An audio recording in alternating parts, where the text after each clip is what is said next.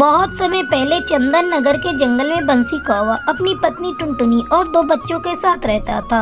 बंसी के पास खेती लायक छोटी सी जमीन थी जिस पर वो सब्जी उगाया करता था।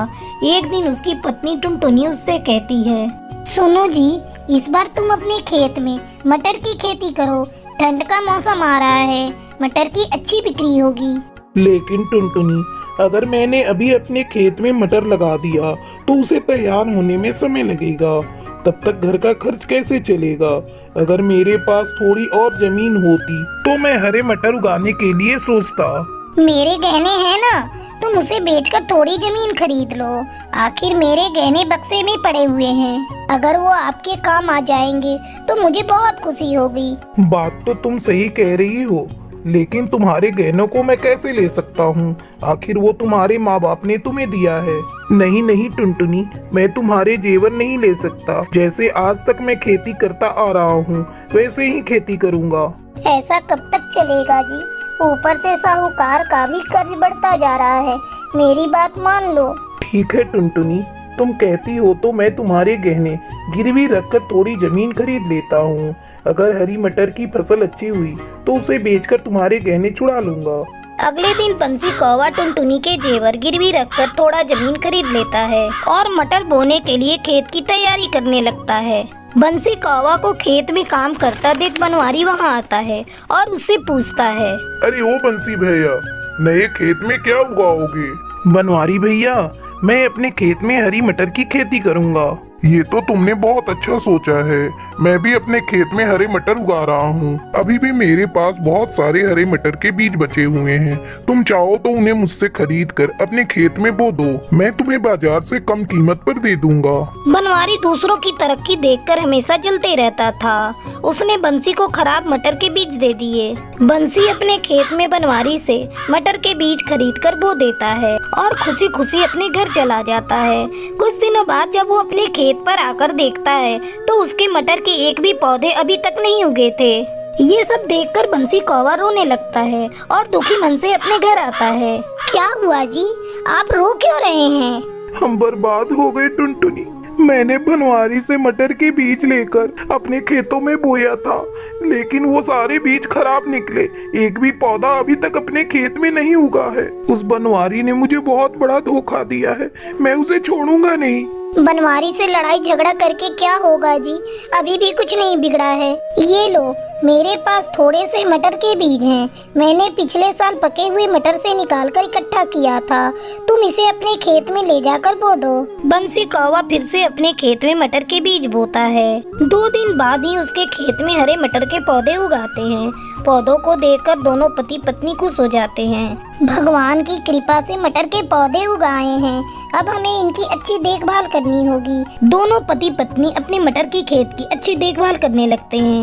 एक दिन बंसी कौवा की बेटी टूनी चिड़िया उससे कहती है, पापा, आप मेरे लिए बाजार से खिलौने लेते आना।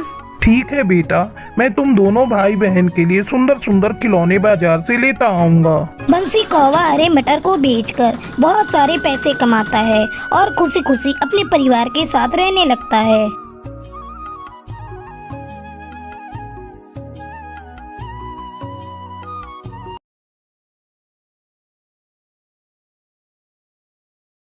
चंपक वन में टुनटुनी चिड़िया अपनी सौतेली माँ चमेली कौवी के साथ रहती थी। उसकी एक छोटी बहन भी थी जिसका नाम टूनी था। टुनटुनी का पिता एक किसान था। वो सुबह सुबह खेत पर काम करने चला जाया करता था। उसके जाने के बाद चमेली टुनटुनी और टूनी पर बहुत अत्याचार करती थी। क्यों रे टुनटुनी, इतनी सुबह सुबह तू कहाँ जा रही है?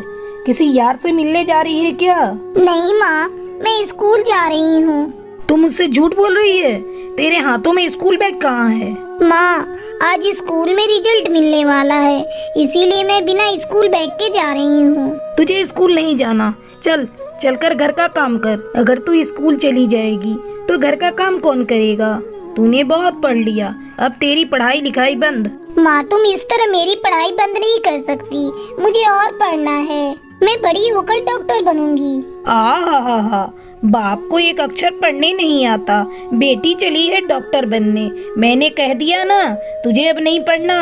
अब किचन में जा और जाकर रोटियां बना। अगर तूने एक कदम घर के बाहर निकाला तो मैं तेरी टांगे तोड़ दूंगी। याद रखना, मैं तेरी सौतेली माँ हूँ, मेरी बातों को हल्के में मत लेना। अब यहाँ खड़ी खड़ी मुझे मत घूर, जा जाकर जितना कहा है उतना कर। आंसू बहाती हुई टुनटुनी किचन में जाकर रोटियां बनाने लगती है। दीदी मुझे भूख लगी है, मुझे एक रोटी खाने को दो ना। ये ले टुनी, तू जल्दी जल्दी खा ले, नहीं तो माँ देखेगी तो डांटेगी। टुनटुनी एक रोटी अपनी बहन को खाने के लिए दे देती है। ये सब चमेली कौवी छिपकर देख रही थी। अरे करमजली, तेरी इतनी हिम्मत, तूने मुझसे बिना पूछे अपनी बहन को रोटी खाने को दे दिया। इस घर की मालकिन मैं हूँ और तुम दोनों मेरी गुलाम। मैं अभी तुझे सबक सिखाती हूँ ताकि तू आगे से ऐसी गलती ना करे। इतना कहकर चमेली कौवी टुनटुनी को पीटने लगती है। माँ, दीदी को छोड़ दो, मत मारो दीदी को। ये लो रोटी, मैंने अभी थोड़ी सी भी नहीं खाई है। कान खोल कर सुन लो, आगे से तुम दोनों बहनें ऐसी गलती फिर कभी मत करना, वरना मैं तुम दोनों की चमड़ी उधेड़ दूंगी। इस तरह कुछ महीने गुजर जाते हैं। एक दिन चमेली कौवी अपनी सहेली के घर जा रही थी। अरे ओ टुनटुनी, मैं अपनी सहेली के घर जा रही हूँ, शाम तक लौट आऊंगी। तू घर का सारा काम कर देना और कुएं से पानी भी भर कर रख देना। इतना कहकर चमेली कौवी वहाँ से चली जाती है और टुनटुनी घर के कामों में लग जाती है। अरे मीठी बहन, तेरी नज़र में कोई रिश्ता है तो बता, मैं टुनटुनी की शादी करना चाहती हूँ। ये तू क्या कह रही है चमेली? अभी तो टुनटुनी की उम्र शादी के लायक हुई ही नहीं है, वो तो बहुत छोटी है। मुझे टुनटुनी की उम्र से क्या लेना देना, मुझे तो बस उसकी शादी करनी है। तू मुझे कोई ऐसा रिश्ता बताना जहाँ से शादी के बदले मुझे मोटी रकम मिल सके। जब ऐसी बात है चमेली, तो तू टुनटुनी की शादी जग्गू से कर दे। उसकी पहली पत्नी मर चुकी है। अगर तू जग्गू से टुनटुनी की शादी करती है तो जग्गू तुम्हें बहुत पैसे देगा। घर आकर चमेली कौवी टुनटुनी की शादी की तैयारी करने लगती है। माँ, तुम ये क्या कर रही हो? मैं तेरी बहन की शादी की तैयारी कर रही हूँ, 2 दिनों बाद उसकी शादी है। माँ, तुम मेरे साथ ही अन्याय मत करो, मैं अभी शादी नहीं करूँगी। लेकिन चमेली कौवी टुनटुनी की एक भी बात नहीं सुनती और उसकी जबरदस्ती शादी कर देती है। टुनटुनी को ऐसा लगा जैसे उसकी जिंदगी पूरी तरह से बर्बाद हो गई, लेकिन उसका पति जग्गू उससे बहुत प्यार करता था। इस तरह टुनटुनी को अपनी सौतेली माँ के अत्याचारों से मुक्ति मिल जाती है। कुछ दिनों बाद वो अपनी छोटी बहन टूनी को भी अपने पास बुला लेती है। फिर दोनों बहनें खुशी खुशी रहने लगती हैं।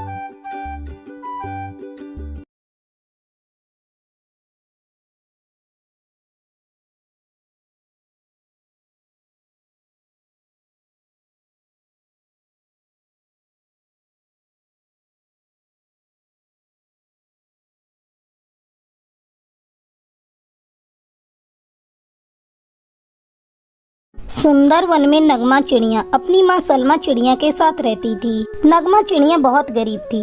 उसके पिता को गुजरे 1 साल हो गए थे।